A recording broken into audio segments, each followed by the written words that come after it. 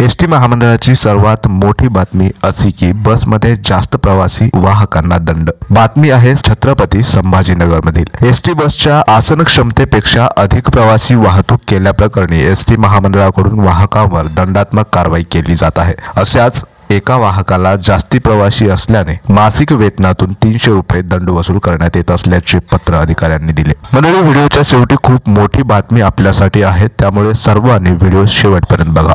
एसटीचे अर्थचक्र सवलतीमुळे मिळाली महसूल उभारी।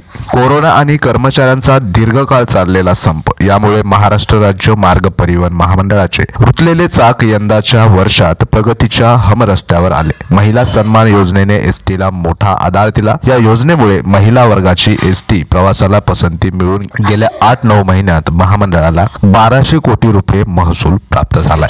मंडळी, दुसरी एसटीची बातमी अशी की एसटी बँकेवर प्रशासक येण्याच्या हालचाली। कारण काय आहे तर व्याजदर 7.5%, विना जामीन कर्ज, मृत कर्मचाऱ्यांची कर्जमाफी असे वादग्रस्त निर्णय सदावर्तेंनी घेतले। मात्र आरबीआयच्या ताशेऱ्यानंतर ते रद्द करण्यात आले। गुणरत्न सदावर्ते यांनी एसटी बँकेच्या किल्ल्या हातात घेतल्यानंतर ठेवीदारांनी तब्बल 490 कोटींच्या मुदतपूर्व ठेवी काढून घेतल्या। तोपर्यंत बँकेत 2500 कोटींच्या ठेवी होत्या। आता केवळ 1845 कोटींच्या ठेवी शिल्लक असून दिवसेंदिवस त्यात घट होत आहे।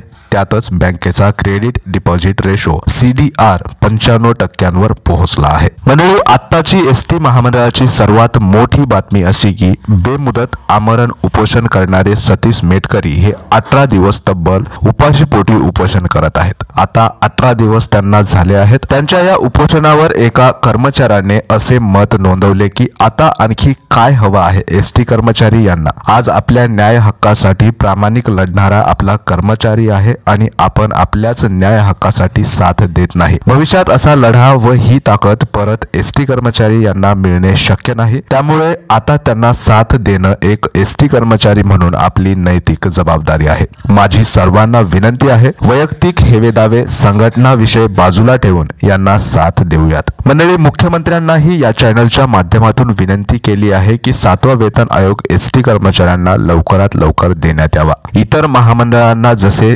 7वा वेतन आयोगानुसार पगार केले जातात त्याचप्रमाणे एसटी कर्मचाऱ्यांना देखील 7वा वेतन आयोग लवकरात लवकर लागू करावा अशी विनंती एसटी महामंडळातर्फे मुख्यमंत्री साहेबांना केली जात आहे। मंडळी, व्हिडिओ आवडल्यास सर्व कर्मचाऱ्यांना हा व्हिडिओ शेअर करा। धन्यवाद व चॅनलला सबस्क्राइब करा।